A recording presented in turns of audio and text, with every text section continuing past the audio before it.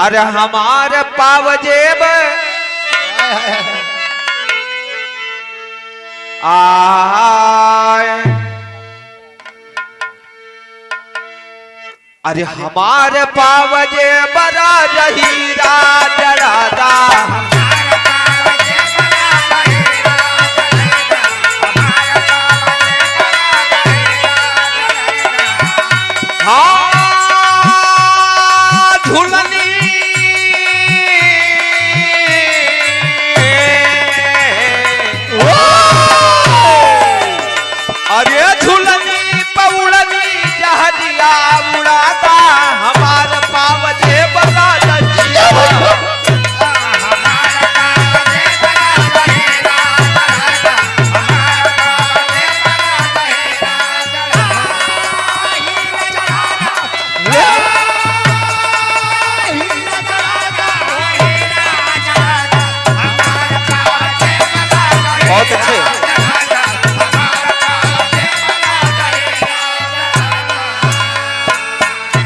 ज्यादा कनो दुल्हन दुल्हा की बात नहीं, लेकिन कवि के लेखनी का कमाल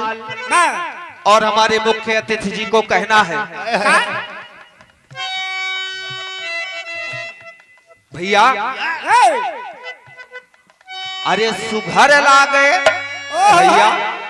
अरे सुघर लागे हो बड़े भैया के यवनमा,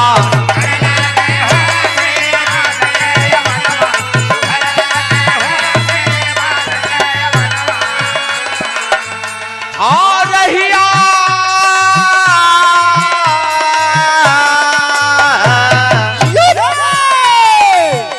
ये रहिया तकत हमके निरखे नयनमा, सुघर लागे हो बड़े भैया के यवनमा,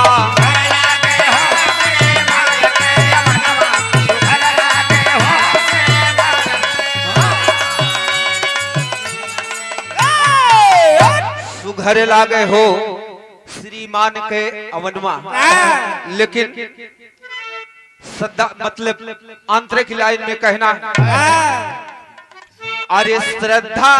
सुमन लई के, अरे सुधांशु भैया के मनाई, श्रद्धा सुमन लई के भैया के मनाई,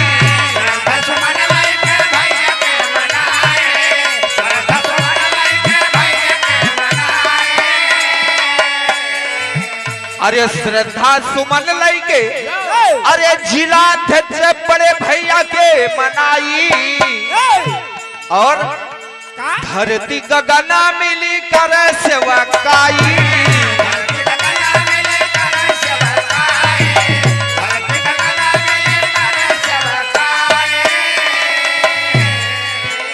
अरे फूल मन का हार लई के पूजी चरणमा, सुघर लागे हो श्रीमान के अवनमा,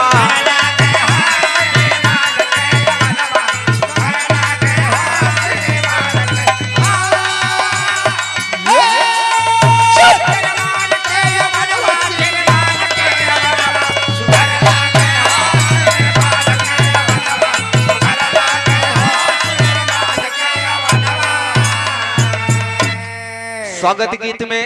आदरणीय श्रीमान जी के स्वागत में अंतिम लाइन है भाव का, कहना है, अरे या पकयउते बहार यका आइले,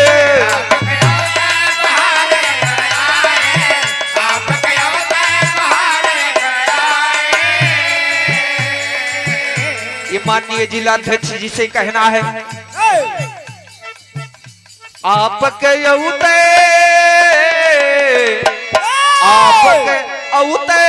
अरे बहार यकयाइले, सुखल फुलवरिया गई हो हरियाइले,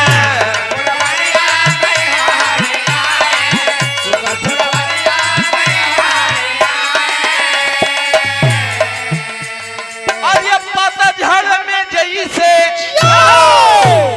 पतझड़ में जैसे, अरे ऋतुराज के यमनवा, सुघर लागे हो श्रीमान के अवनमा,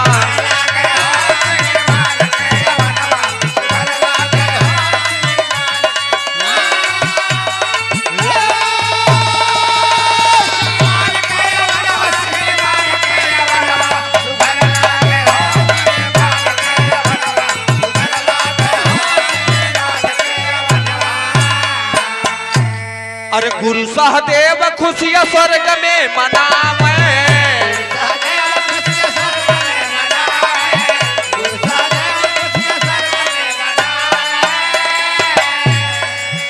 अरे कभी सहदेव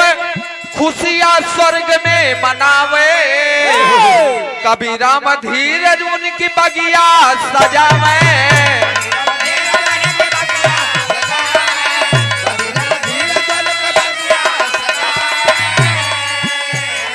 अरे स्वागत में ये भैया, अरे स्वागत में मेवा लाल, अरे सुनाई रहे गनवा, सुघर लागे हो श्रीमान के अमनवा।